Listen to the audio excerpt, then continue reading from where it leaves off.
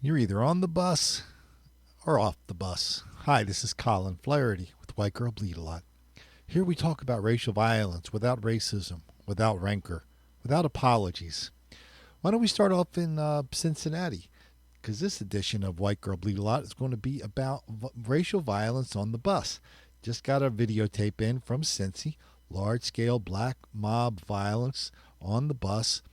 A lot of laughing, a lot of shrieking, a lot of entertainment. Then after that, why don't we take a really quick magical mystery tour of 3 or 4 of my favorite black mob violence on the bus videos. Things were a little wild in the back of the bus that night. 23-year-old Shahid Sila is in the front shooting video with his iPad. He's still shooting when the girl fight moves his way, and he breaks it up. He says in his culture they don't allow women to fight. Now he puts What's his culture? He's Portuguese. The human culture. You can see what's going on in the back of the bus as the girls fight. They seem excited. Now you see in the back of the bus, all these individuals back here are hooping, hollering. They're videotaping it with their phones. In the back of the bus, things are brewing and about to boil over. 16-year-old Paris Reese in the white shirt and 16-year-old Joseph Armstrong in the red shirt move toward Shahid and knock his iPad, phone, and jacket out of his hands. It's Armstrong who throws the first punch. Then the mob moves in. When 18-year-old Malik White, Shamir Crowder, and LaDon DeStefano are done kicking Shahid, he has a broken jaw, broken in 2 places. He's knocked out of his face. All the people in the back of the bus couldn't enjoy it more. Nobody's helping him. That's what gets me. He was just beat up for no reason, and nobody's helping him. The bus driver stopped and called police. Shahid was too dazed to positively identify anyone. But when police got the bus video, they recognized some of the players. And that night, Malik White was arrested for stealing a bike from this man after he got off the bus. When Malik White was searched, this victim's phone was in his shoe. Detective Malik Longworth Maxwell says the smart crime now? may have started out as a robbery, but no one seems to know why it escalated. Here's the question we're asking now at 9. Take a look at this video. It's really tough to watch, folks. Out of Seattle, a group of 5 girls, they gang up and beat a 17-year-old girl. They stole her iPod, and she was asking for it back, and they started swinging. What makes it even worse, the teen was 3 months pregnant. Oh, he stabbed her. Oh, shit. Miami.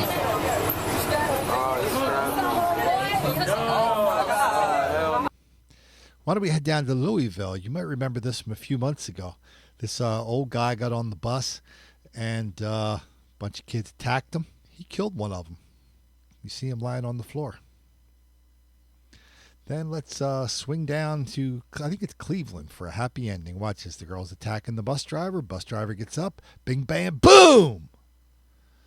Boom! You are so fired. Yeah, they fired him for that. You know, the hardest thing about being a reporter, especially the beat reporters they send out to cover this urban, now they got me euphemism, crimes, is looking into the camera or speaking into the microphone and pretending you don't have any idea what this is. But when you look at enough of these videotapes, I mean, basically everybody's saying the same thing. Like we got this guy, Shalik from Portugal. He's getting beaten, robbed, and the person's going, man, I don't have any idea what is going on here. And you move on to, to the next town. I don't have any idea why they're beating the crap out of that pregnant teenager. And they just keep moving on, town to town to town. Do you know any bus drivers? I went to school with one. The other day I was walking down along the Brandywine Creek, and I saw him on the bus. So he was kind of going my way, so I flagged him down, hopped on. The first thing he said is, Colin, today I had a guy that was the victim of the knockout game 2 times. He just got out of the surgery for he had a detached retina. And, I think they ruined his eye surgery. He said this happens all the time. So, and there's violence on his bus all the time. So riding a bus is a very nasty, preoccupation for some people.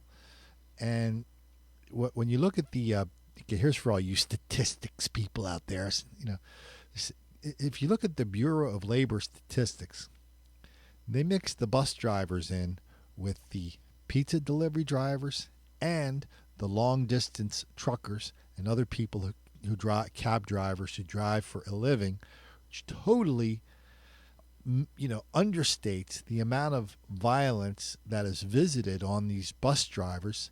Again, wildly out of proportion from black people, just like we saw in these videos. I have so many videos of violence on a bus. That could be a show.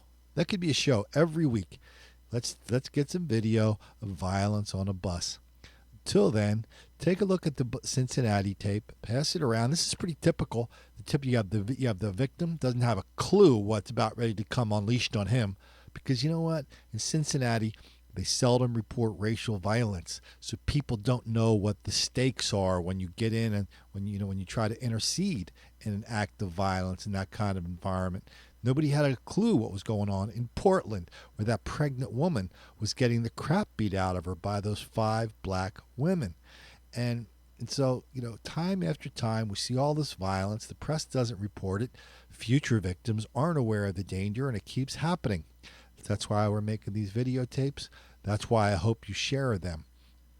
Now, I'm going to ask you for a favor here. All the time that when I started writing this book, White Girl Bleed a Lot, I really didn't know. I didn't know what I had to do, really. I just thought, well, I'll write a book, I'll find some publisher, and I'll just give it to them, and wait for the interview requests to roll in. Well, that's not the way it works. That's the way it works for newspapers, right? You write a story, like the story. I wrote a story, big story, got a guy out of state prison. He was a black man convicted of trying to kill his white girlfriend. I got him out single-handedly. And so I wrote the story, handed it in to my editors and publishers, and that was kind of the last I thought about it until it started showing up on NPR, Los Angeles Times. I was on Court TV during the hour recap of the trial, and but that's not the way it is when you write a book.